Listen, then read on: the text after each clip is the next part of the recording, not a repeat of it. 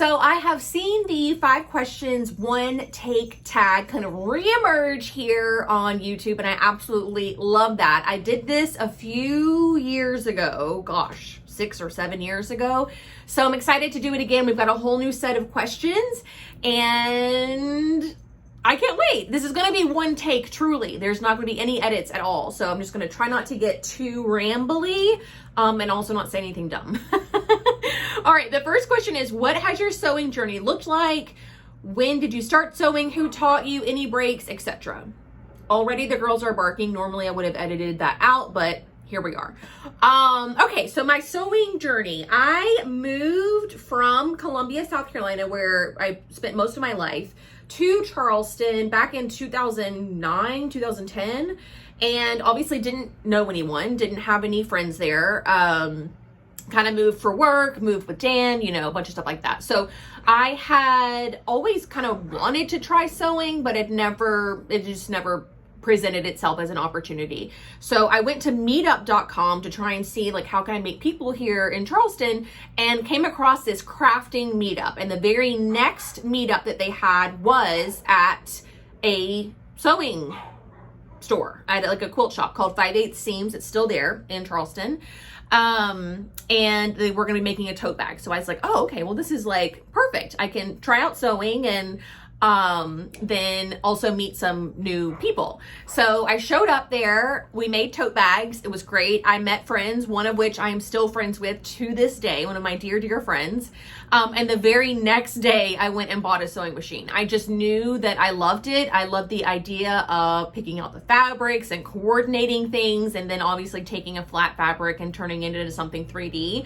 I was just obsessed with that idea. So literally took my sewing machine back to that store the next day, like in the box, because they had everything set up for us. And so I was like, I don't know how to plug this in. I don't know how to turn it on. Like, certainly don't know how to thread it. Like, what's a needle, you know, all that kind of stuff. So they helped me with that. And then I continued to take sewing classes there for the next almost 2 years. I kind of kept graduating from like 101 to 201 to like an advanced class where they had a seamstress who did like alterations and stuff. She came in once a week and taught like an advanced class. So, but once I sort of graduated from the advanced class, I was really left to my own devices. And so started, you know, looking at books and blogs and YouTube and stuff like that, and taught myself everything else from those resources. I have never taken a break, but, you know, I got started later in life. I want to say I was 30 at that point, probably.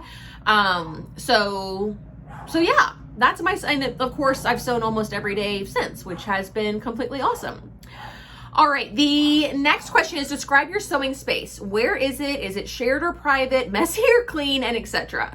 All right, so we are in my sewing space. It has moments of organization and then moments of unorganization. What's happening back here? All this right here needs to find a home. So I go in between being really organized and then spaces that are just like so completely messy. But it is in our apartment. We have a 2-bedroom apartment. The second bedroom is exclusively my sewing room and my YouTube studio.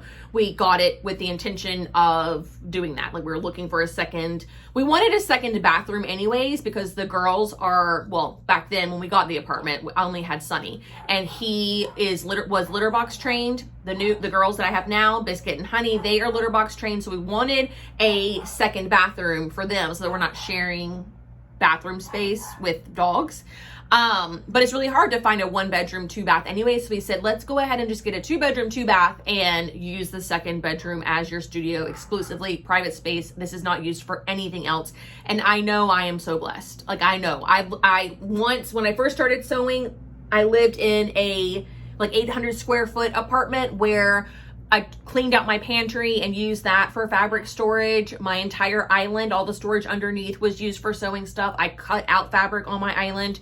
So I know what it's like to not have a dedicated sewing space. I had to put up my sewing machines every single time after I got done using them. So I've been on both sides, and I can tell you, yes, I am aware this is a great, great, great luxury, and I am so, so, so blessed to have it. I don't know if I'll have it forever. Like, if we go to our next apartment, maybe, you know, we won't be able to have a second bedroom. I'm not sure. So for now, I'm loving it, taking advantage of it, and not taking it for granted at all. All right, third question. What is it like to be a sewing YouTuber? Does it meet your expectations? Is it how you thought it would be? And reaction from others. So being a sewing YouTuber is very interesting, especially I think I realized it the most when we moved here to Charlotte, because, you know, you're meeting new people, moving to a new city, and inevitably during the course of small talk, it comes up, well, what do you do for work? And so then I would tell them, oh, I have a YouTube channel. And instantly, whatever other conversation was going on, everyone's like, what? And they want to know what the YouTube channel is for.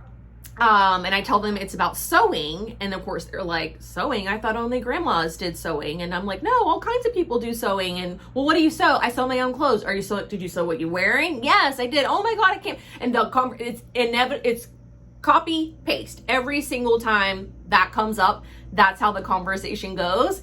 So that has been interesting to get used to, like people being so interested in what you do for work. Like before, when I was a social media manager, it was like, oh, you know, a few questions about like Twitter or whatever.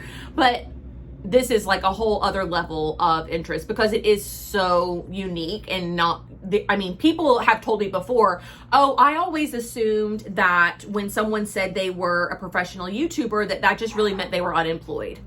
And I was like, well, I mean, I guess technically you don't have an employer, but you're self-employed. So they just thought that, I guess they sort of,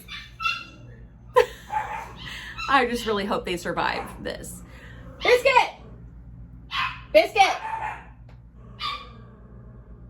This is why one take is really bad for YouTubers. Oh my gosh. Okay. Carrying on. Where was I? So they just kind of discredit it as a job. And so I've had to like explain to people several times, no, like I support myself on my YouTube channel. I explain to them how with the sponsors and the videos and the ads and all that kind of stuff. And then they kind of get it, which is cool. So the reaction is broad, and always very interesting, which makes for a very interesting conversation about work. Oh my gosh, I'm gonna have to go get them. Hey. What are y'all fighting over? Come on, that's right. Come on, honey. Man, you say one take and that's what you get.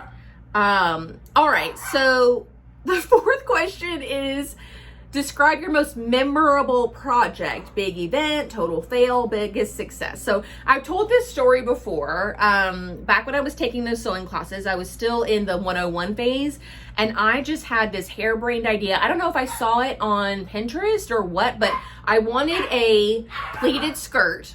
First of all, what? Why did I want a pleated skirt? No idea. But I wanted a pleated skirt, and I wanted the middle pleat on the inside to be a different fabric. I just thought this was going to be like the coolest skirt in the world.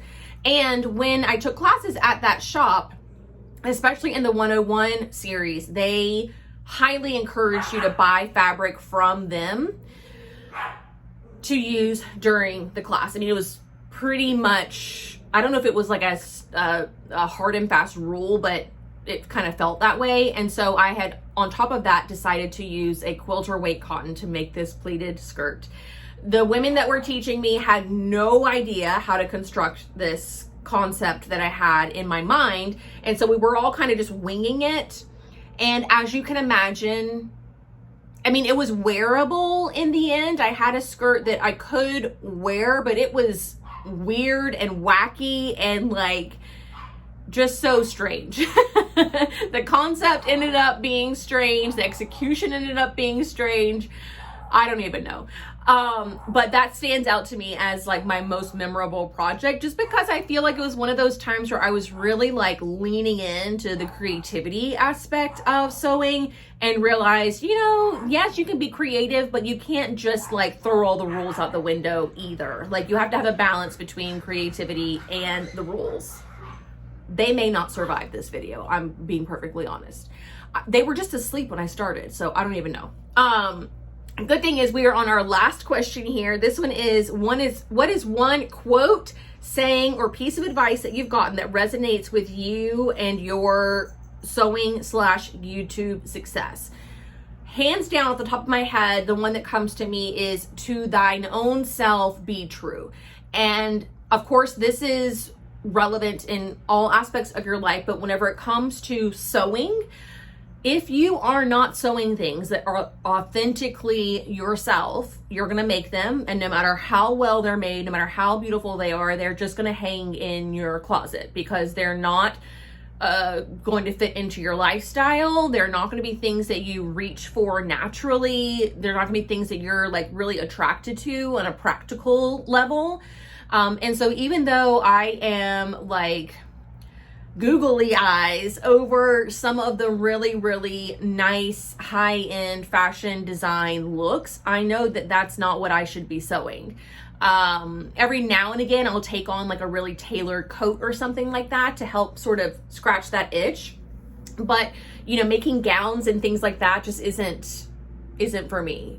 Same goes with like some of these trends that we come across. Like some of the trends are really, really fun and really cool and really interesting.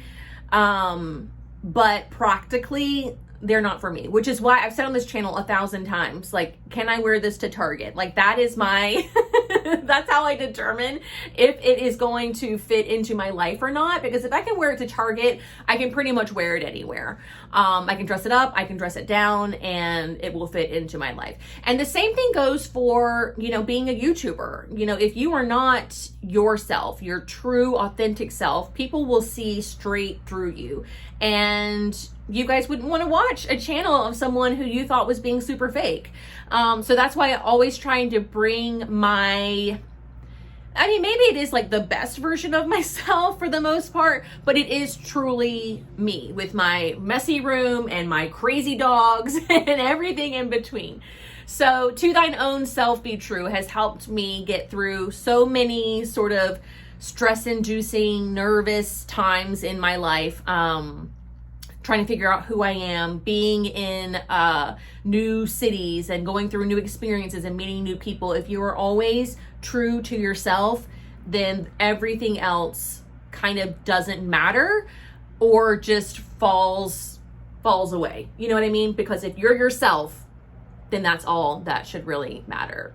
What a great way to end the video, right? Are you guys feeling all warm and fuzzy? Chill bumps maybe? I'm so like deep and poetic, right? But yeah, that's it. Those are my 5 questions, 1 take. I've seen a bunch of different versions of this kind of popping around, so you can search the hashtag 5 questions, 1 take. But I want to personally invite and tag Brittany J. Jones to do this with me. I know she's very busy with her brick and mortar sewing shop now, but Brittany, it's real easy to do. Takes a few minutes, no take. So I hope that she will participate in this and give us her take on these 5 questions. But that is going to do it for me today, y'all. Thank you so much for watching. I'll see you very soon. Bye.